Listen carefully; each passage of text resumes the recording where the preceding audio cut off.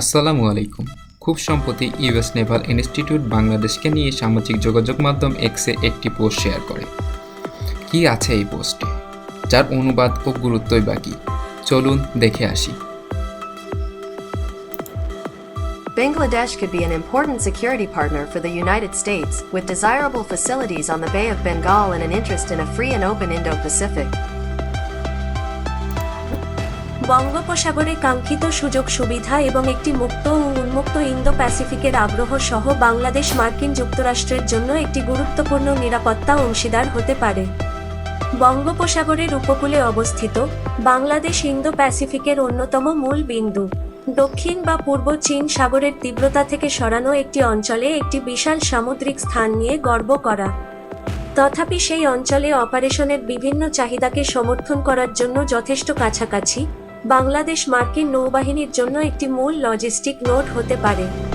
এর নৌ সম্ভাবনা অব্যবহৃত রয়ে গেছে, কিন্তু বঙ্গোপসাগরের দীর্ঘ সামুদ্রিক ইতিহাস একটি শক্তিশালী ঐতিহাসিক ভিত্তি প্রদান করে।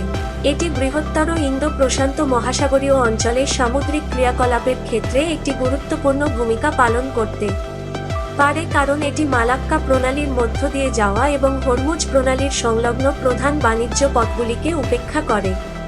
ভারত ও মায়ানমার প্রতিবেশী হওয়ায় বাংলাদেশের নৌবাহিনীর ক্ষেত্রে উল্লেখযোগ্য চ্যালেঞ্জ রয়েছে। যাই হোক, এটির একটি প্রাণবন্ত জাহাজ নির্মাণ শিল্প রয়েছে এবং বাংলাদেশ নৌবাহিনীর মালিকানাধীন মেরামত সুবিধা যেকোনো সংঘর্ষের সময় মার্কিন নৌ সম্পদকে সমর্থন করতে পারে।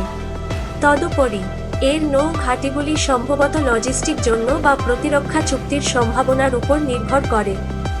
ইন্দো প্রশান্ত মহাসাগরীয় অঞ্চলে বৃহত্তর মার্কিন নৌবাহিনীর লক্ষ্যগুলিকে সমর্থন করে প্রকৃত অবরোধমূলক অপারেশনগুলিতে ব্যবহার করা যেতে পারে। এতটুকু দেখার পর আপনি কি বুঝলেন? এটা বোঝা অসম্ভব কিছু নয়, পানির মতোই সহজ। আর এ ব্যাপারে জেন জি কি ভাবছে, বিস্তারিত কমেন্টে জানান।